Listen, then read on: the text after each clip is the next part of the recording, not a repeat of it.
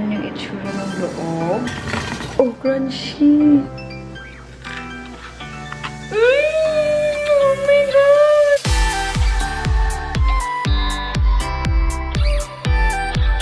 Hey guys, it's Reg. Welcome to my channel. So today we are gonna unbox this Philips air fryer. The reason why I bought air fryer kasi tindi na ng acid reflux ko. So sabi sa akin ng doctor, iwas daw ako sa oily food. So I think this is a perfect buy for me. Nag-ask ako sa Let's Eat Pare na group kung ano yung best air fryer na meron. So ang dami nag-recommend ng Hanabishi, tapos Xiaomi, and everything. Pero may nag-comment doon na talagang nagulat ako kasi sabi, Philips pa rin, 6 years sa amin. So, I bought this for 12,300 sa Wilcon, Libis. So, ayan, unbox na natin siya. So, ayan. Ito yung manual. We got them. Oh, it's so heavy. Paano ito sa? Ganun lang. Tira lang pala siya. Ayan yung itsura ng loob. So, dito mo isa-set kung anong temperature gusto mo, kung paano magluto.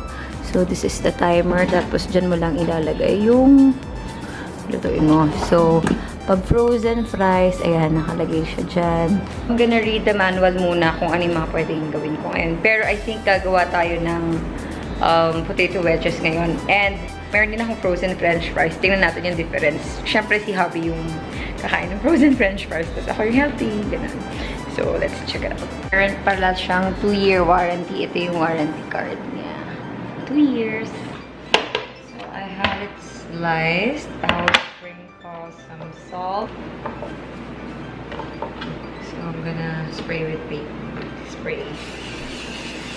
So, I'm gonna put it here sa air fryer na 180 degrees for 10 to 15 minutes. And hilo na siya. Preheat ko lang siya siguro mga 3 minutes pa. Step 1, lagay mo sa saksakan. Step 2, pull it out. Step 3, wag mo na lagyan ng oil. Step 4, change the temperature. Step 5, wait for at least 3 minutes. Lagyan na natin ito. Ayan. So, halfway through, I'm gonna flip it. And I even forgot to remove the red tag, so it should be removed. I'm gonna put it back. There and wait for another 7 minutes. A few moments later. Done! Oh my gosh! Look at that! Look! Fries! Oh, crunchy! OMG! Minute ba? Crunchy outside! Try naman natin later yung frozen french fries. Pero the best pa. Kaya mo na kang dinner. And gawin natin itong frozen french fries. 12 to 16 minutes. 200 degrees Celsius. Yellow-yellow pa, besh. So, ayan. 12 to 16 minutes. Kasama na preheat dyan. So, let's wait. Eventually. It's done. Let's check. Whoa! So cool.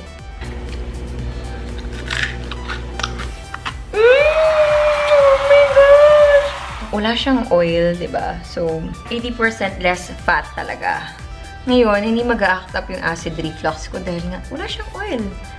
It's air-fried. So, excited na akong magluto ng iba pang meals gamit ang air fryer.